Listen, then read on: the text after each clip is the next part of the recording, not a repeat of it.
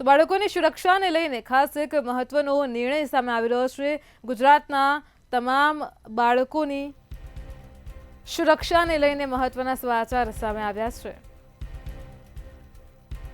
તો સરકાર child protection પોલિસીને લઈને ચર્ચા કરી રહી છે। ગુજરાત સરકાર બાળકોની સુરક્ષાને ખાસ ધ્યાનમાં લઈને હાઈકોર્ટે બાળકોના હક માટે સરકારને સૂચન કર્યા છે। આ પોલિસીને લઈને હાઈકોર્ટમાં રાજ્ય સરકારે ખાતરી આપી છે। સમાચાર સામે આવ્યા છે। ગુજરાત સરકાર દ્વારા બાળકોની સુરક્ષાને ધ્યાનમાં લઈને મહત્વના સમાચાર સામે આવ્યા છે। ખાસ ગુજરાત સરકાર રાજ્ય સરકાર સાથે પણ આ વિષય પર ચર્ચા કરી રહી છે। સરકાર ચાઇલ્ડ પ્રોટેક્શન પોલિસીને લઈને ચર્ચા કરી રહી છે।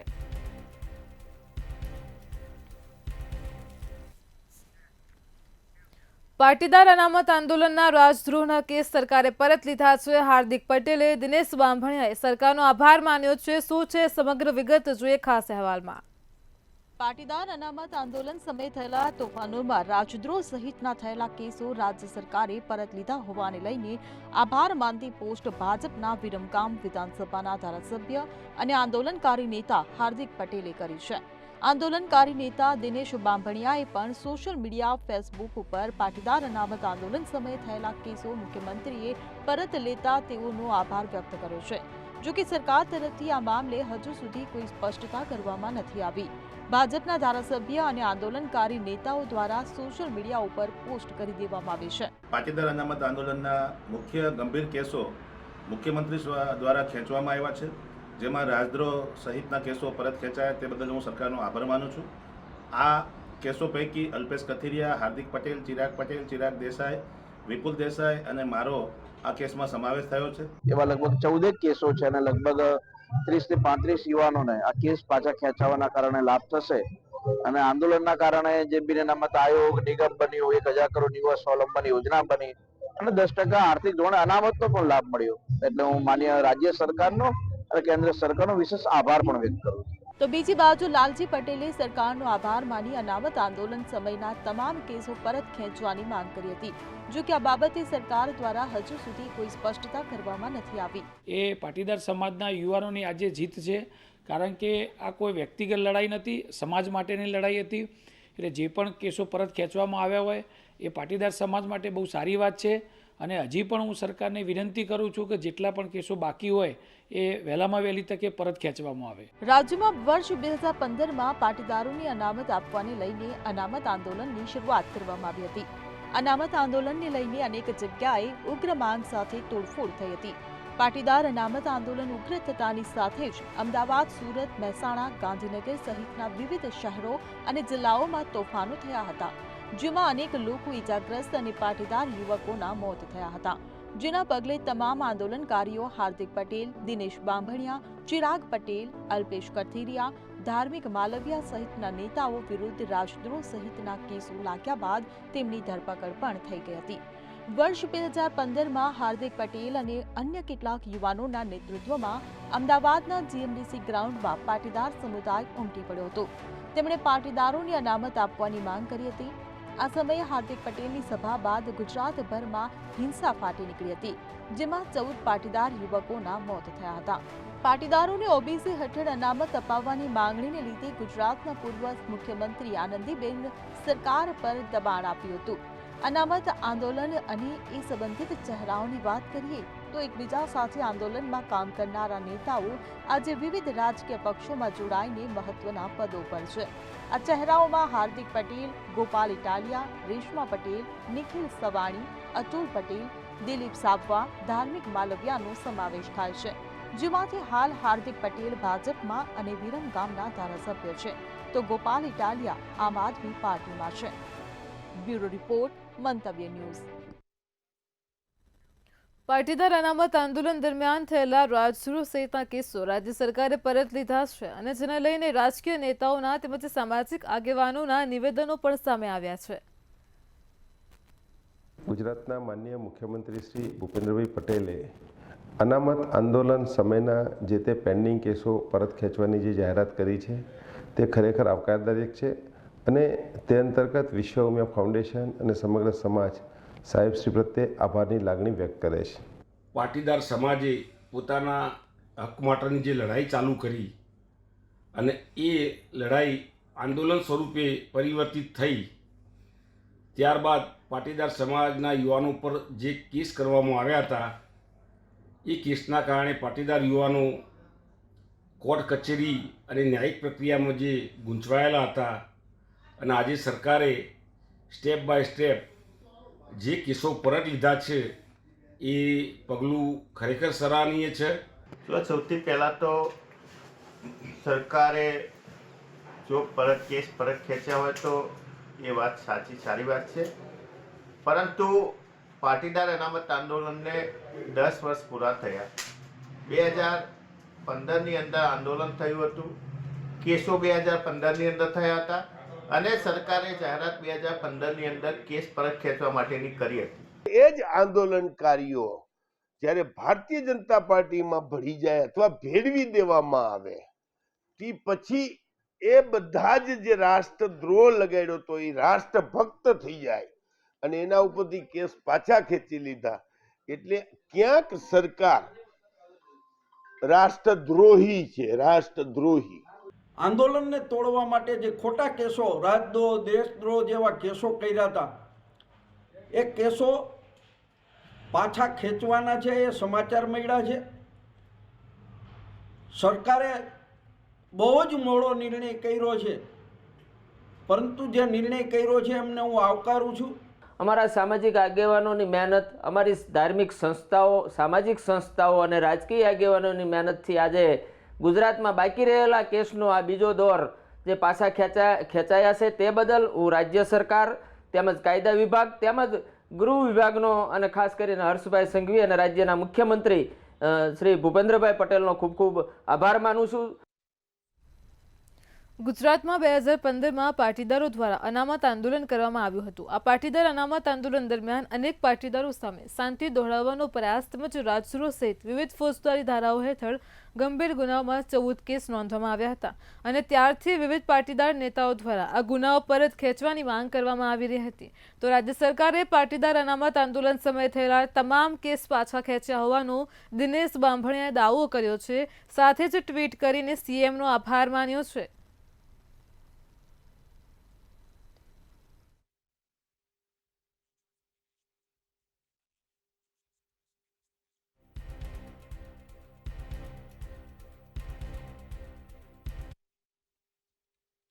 કહેવા માગું છું કે જ્યાં સુધી સરકાર પોતે સરકારના પ્લેટફોર્મ, કોઈ પણ પ્લેટફોર્મ હોય, ગૃહ મંત્રાલયનું હોય, સીએમઓનું હોય કે સોશિયલ મીડિયા માધ્યમ અથવા પ્રેસ કોન્ફરન્સ કરીને, જ્યાં સુધી સરકાર પોતાના પ્લેટફોર્મ ઉપરથી કોઈ જાહેરાત ન કરે ત્યાં સુધી એ માહિતીને ઓથેન્ટિક સમજી કેવી રીતે શકાય. અને સરકારે જાહેરાત કર્યા પછી પણ એને કાનૂની પ્રક્રિયાને ફોલો કરવાની હોય છે. સરકારે કોર્ટમાં એક એફિડેવિટ રજૂ કરવાનું હોય છે અને એફિડેવિટના આધારે કોર્ટ નિર્ણય કરતી હોય છે કે કેસો પાછા ખેંચવા કે કેસને કન્ટિન્યુ કરવા. એટલે જ્યાં સુધી સરકારના માધ્યમ દ્વારા, સરકારના કોઈ ઓથેન્ટિક માધ્યમ દ્વારા એની જાહેરાત ન થાય ત્યાં સુધી કોઈ ખુશ થવાની જરૂર નથી. પાટીદાર આંદોલન વખતે થયેલા કેસ પરત ખેંચવામાં આવ્યા છે. પાટીદાર આંદોલન વખતે ગુજરાત ભડકે બળ્યું હતું અને આખા ગુજરાતમાં આંદોલન ચાલ્યું હતું. પાટીદાર આંદોલન વખતે હાર્દિક પટેલ, ચિરાગ પટેલ, દિનેશ બામણિયા અને અલ્પેશ કઠિરિયા સામે રાજદ્રોહ સહિતના ગંભીર કેસ દાખલ કર્યા હતા. ત્યારે કેસ પાછો ખેંચવા મામલે અલ્પેશ કઠિરિયાનું નિવેદન સામે આવ્યું છે.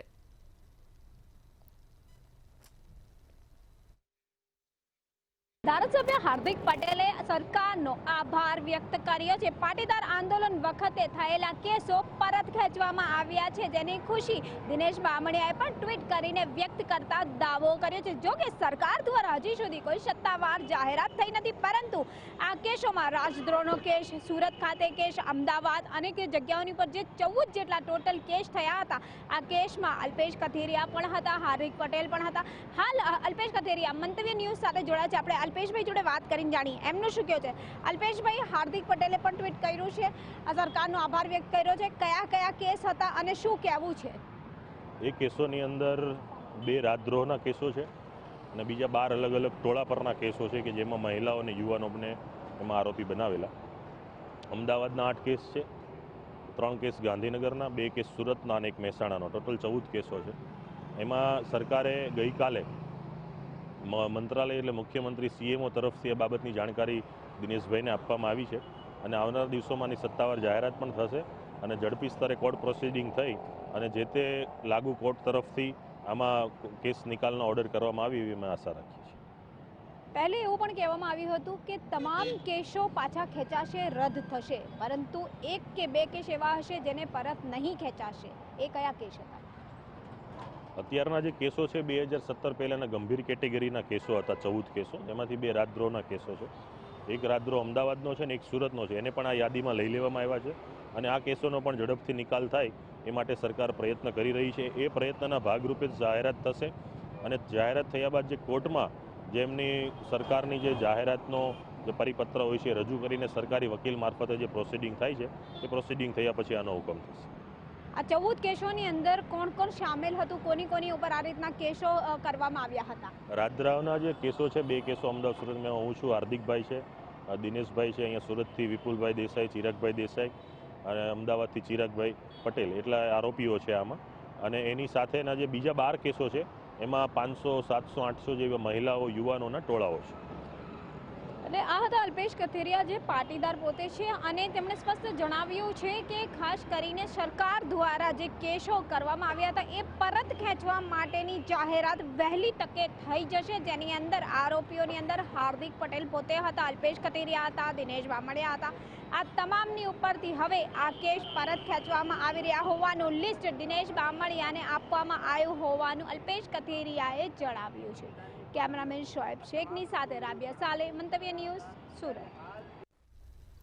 ગુજરાતમાં પાટીદાર અનામત આંદોલન થયું તેને લગભગ 1 દાયકો થઈ ગયો છે અને ત્યારે પાટીદાર આંદોલન વેળાએ પાટીદાર આગેવાનો સામે થયેલા ગંભીર કેસોમાં આજે રાહત મળી છે. તો પાટીદાર અનામત આંદોલન વેળાએ પાટીદાર આગેવાનો સામે દાખલ થયેલા કેસો પરત ખેંચાયા છે. પાટીદાર આંદોલન વેળાએ અમદાવાદ શહેરના લાંભા વિસ્તારમાં ઇન્દિરાનગર પાસે આવેલી ફટાકડાની ફેક્ટરીમાં અચાનક આગ લાગતા નાસભાગ મચી હતી.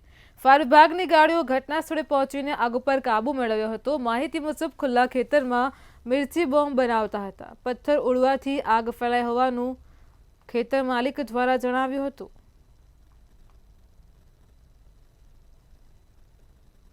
કે ખેતરમાં ધુમાડો દેખાય છે અને આગ લાગેલી છે એવી જાણ આપી હતી, પ્રાથમિક માહિતી આપી હતી. જેના પછી અસલાલીમાંથી 2 ગાડી છોડીને ઘટના સ્થળે પહોંચ્યા.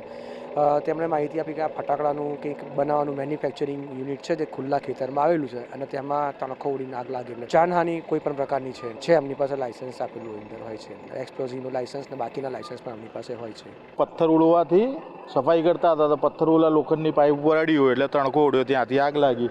પછી ત્યાંથી ભડકો થયો ઉડીને અહીંયા આવ્યું, અહીંથી ભડકો થયો ઉડીને ઓલી બાજુ ગયું. હવે બચાવવામાં પ્રયાસમાં તો શું, પહેલાં તો સૌથી પહેલાં અમે કારીગરોને જે સફાઈ કારીગરો હતા તો એમને કીધું ભાઈ તમે પહેલાં બહાર ભાગી જાઓ. પછી અમે બાટલા ફોડ્યા, પાણી થર્મોસો પાણીના પડ્યા હતા, ડોલોથી પાણીને ઓલવવાનું કીધું. જો કે તમે સમજી શકો તો એટલું પાણી પહોંચી ના વરાય.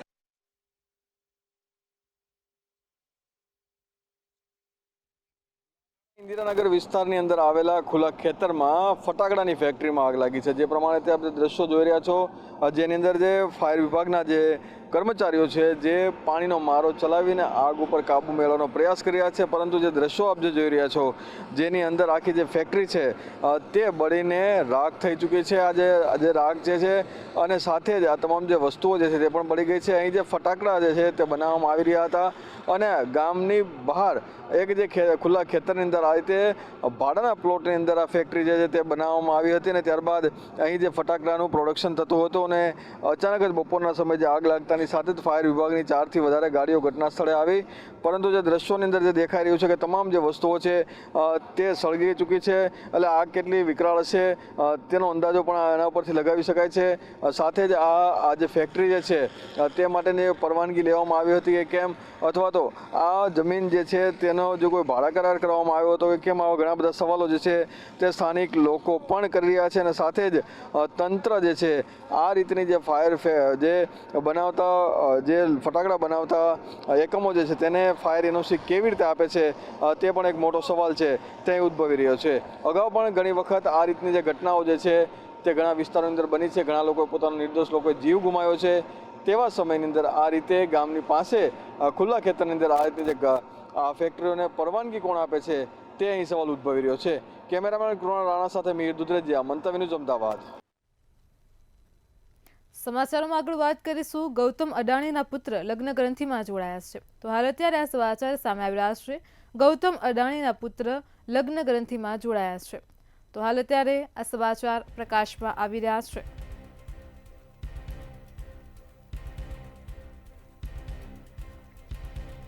જીત અડાણી અને દીવા લગ્ન ગ્રંથિથી જોડાયા છે.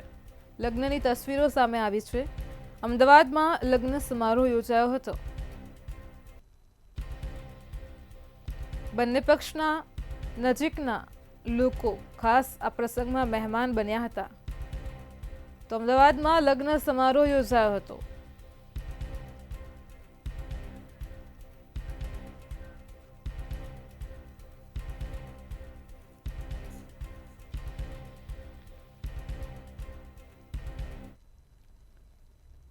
અન્ય એક મહત્વના સમાચાર મળી રહ્યા છે કે ગેરકાયદેસર રીતે સિંહ દર્શન કરતા લોકો સામે તંત્રએ લાલાક કરી છે.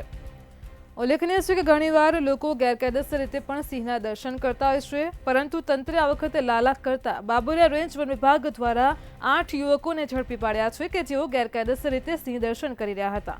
આરએફઓની સૂચનાથી વન વિભાગનું પેટ્રોલિંગ ચાલી રહ્યું હતું અને તે દરમિયાન કાર્યવાહી કરાઈ છે. કુલ 10 વિરુદ્ધ કાર્યવાહી કરવામાં આવી છે. 80,000નો દંડ ફટકાર્યો છે. તો બાબરિયા રેન્જ વન વિભાગ દ્વારા 8 યુવકોને ઝડપી પાડવામાં આવ્યા છે. ગેરકાયદેસર રીતે સિંહ દર્શન કરતા તંત્રે લાલાક કરી છે, દંડ પણ ફટકાર્યો છે.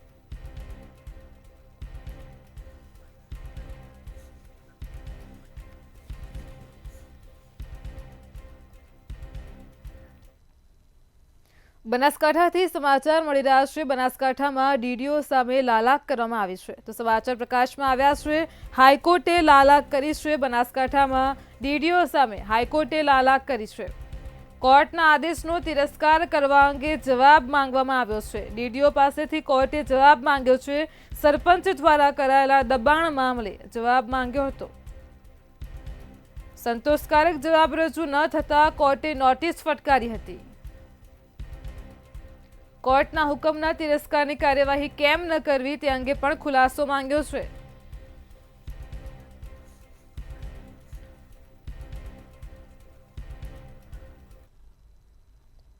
આણંદથી સમાચાર સામે આવી રહ્યા છે. આણંદથી અકસ્માતની ઘટના પ્રકાશમાં આવી છે. તો આણંદ પાસે અકસ્માત સર્જાયો છે. આણંદમાં બોરિયાવી લાંભવેલ રોડ પર અકસ્માત સર્જાયો છે.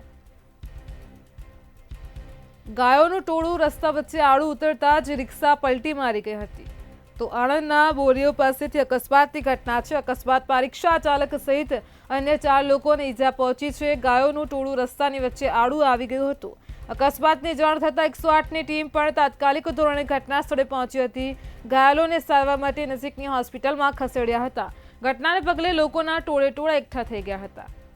તો આણંદમાં બોરિયાવી લાંભવેલ રોડ પર અકસ્માત સર્જાયો હતો.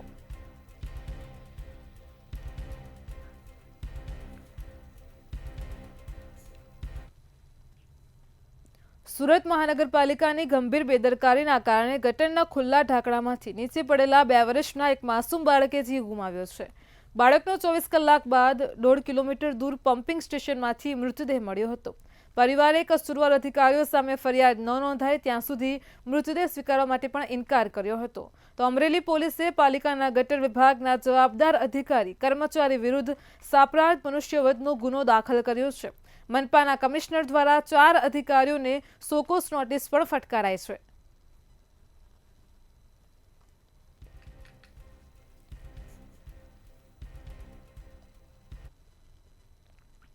સુરત સર કોર્ટમાંથી 15 ફાઇલો ગુમ થઈ ગઈ છે. હાઈકોર્ટ જસ્ટિસે 15 ફાઇલ ગુમ થવા અંગે ચિંતા વ્યક્ત કરી છે.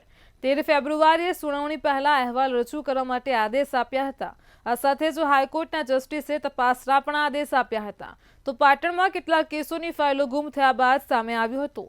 2019માં ફરજ બજાવતા જજ દ્વારા આ ફાઇલો ગુમ કરાઈ હતી. જજ પોતાની પાસેની 15 ફાઇલો લઈને ગયા હતા. તેમજ 2025ના રોજ ચીફ જસ્ટિસ સમક્ષ પણ અહેવાલ રજૂ કરાયો હતો.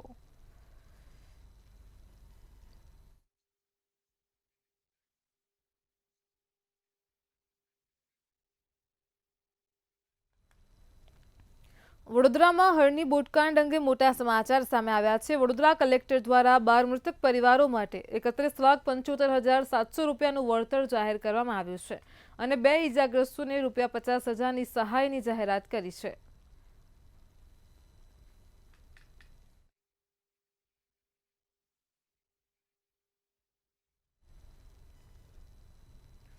અમદાવાદના સોલામાં વિદેશ મોકલવાના નામે ઠગાઈ કરનાર એજન્ટ ઝડપાયો છે. કેનેડામાં વર્ક પરમિટ વિઝા અપાવવાના બહાને 50 લાખની માંગ કરી હતી અને 2 વ્યક્તિ પાસેથી રોકડા તથા RTGSથી પૈસા પણ પડાવ્યા હતા.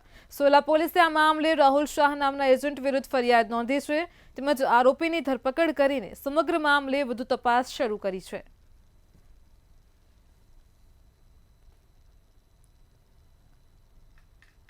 સોલા હાઈકોર્ટ પોલીસ સ્ટેશન વિસ્તારમાં રાહુલ શાહ નામના આરોપીએ blue sky visa and immigration નામની ઓફિસ ગોતા વંદે માતરમ ખાતે ખોલી અને ફરિયાદી છે મનોજભાઈ વીરચંદભાઈ પટેલ તથા સાહેદ છે ક્ષિતિજ પ્રજાપતિ. 2 અરજદારો પાસેથી ફરિયાદી તથા સાહેદ પાસેથી 1.5 વર્ષ પહેલાં કેનેડામાં વર્ક વિઝા અપાવવાના બહાને બંનેને 25 લાખની માંગણી કરેલી અને બંને પાસેથી રોકડા તથા RTGSથી પૈસા પોતે લઈ લીધા અને તેમના પાસપોર્ટ પણ જમા લઈ લીધા હતા.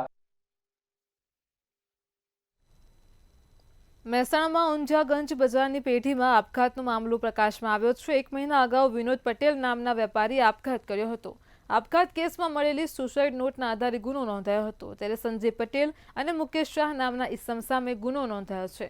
ધંધામાં ભાગીદારી ન હોવા છતાં પણ રૂપિયા પડાવ્યા હતા. બ્લેકમેલ કરીને સમગ્ર વર્ષ દરમિયાન 78 લાખ પડાવ્યાની સાથે માનસિક ત્રાસ આપતા જ ગળે ફાંસો ખાધો હતો. ત્યારે આ સમગ્ર મામલે ઊંઝા પોલીસ સ્ટેશનમાં આપઘાતની ફરિયાદ નોંધાઈ છે.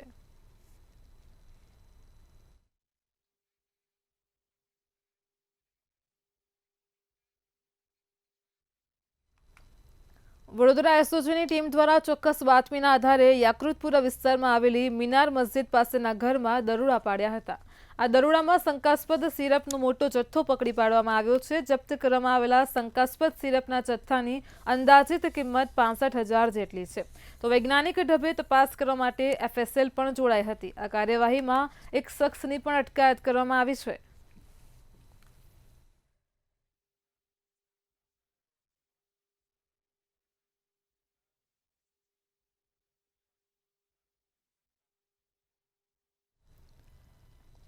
ખંભાત નગરપાલિકાની વધુ એક ઘોર બેદરકારી સામે આવી છે. ખંભાતમાં સરકારી ગોડાઉનની પાછળ આવેલા કાંજીવાડી વિસ્તારમાં રોડ ઉપરની 4 થી 5 ગટરો ખુલ્લી જોવા મળી છે. ત્યાં ઉપર ઢાંકણા જ નથી અને ત્યાં સ્ટ્રીટ લાઇટ પણ નથી. તો રાત્રિના સમયે કોઈ વૃદ્ધ માણસ કે બાળક કે કોઈ આ ખુલ્લી ગટરમાં પડી જાય તો જવાબદાર કોણ, તે પણ પ્રશ્ન ખંભાતના લોકોને સતાવી રહ્યો છે.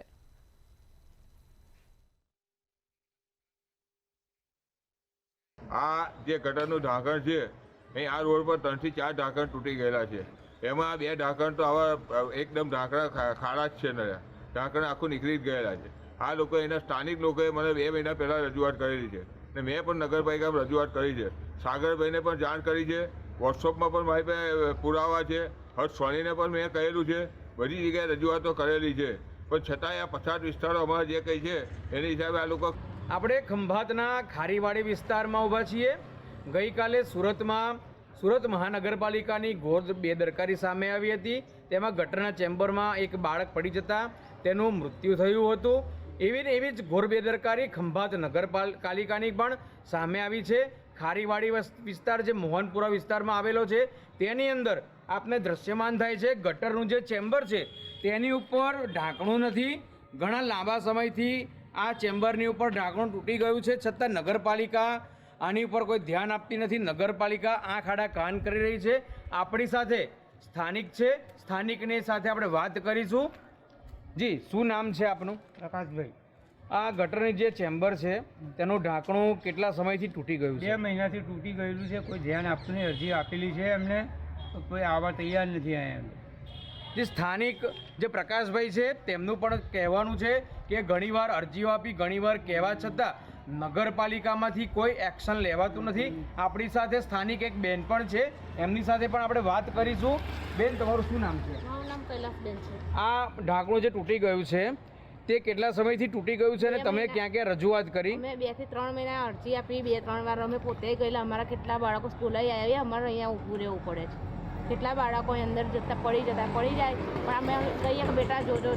હવે નગરપાલિકાવાળા કોઈ ધ્યાન જ આપવા તૈયાર નથી.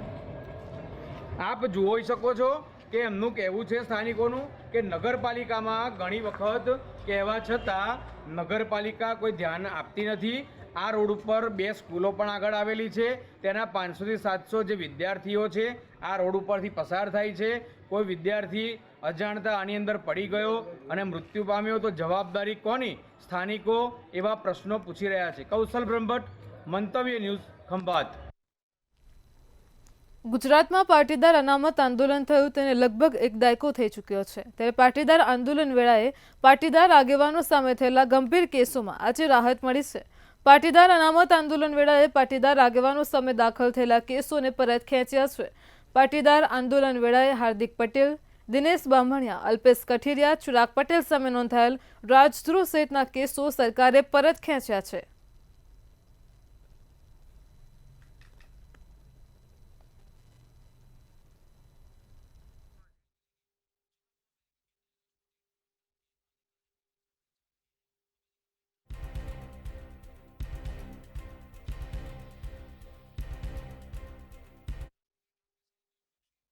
ગુજરાતના યુવાનો જે પાટીદાર સમાજના આંદોલન વખતે જે ઘટનાઓ અમુક બની હતી અને એ ઘટનામાં જે કેસો ચાલુ હતા ને જેની તપાસ પૂર્ણ થઈ ગઈ છે, ચાર્જશીટ પૂર્ણ થઈ ગઈ છે, એવા 9 કેસ માનનીય મુખ્યમંત્રીશ્રીએ પાછા ખેંચવાનો નિર્ણય લીધો છે. મેટ્રો 10 માં હાલ આટલું જ. પડે પણની અપડેટ મેળવો માત્ર મંતવ્ય ન્યૂઝ પર. નમસ્કાર.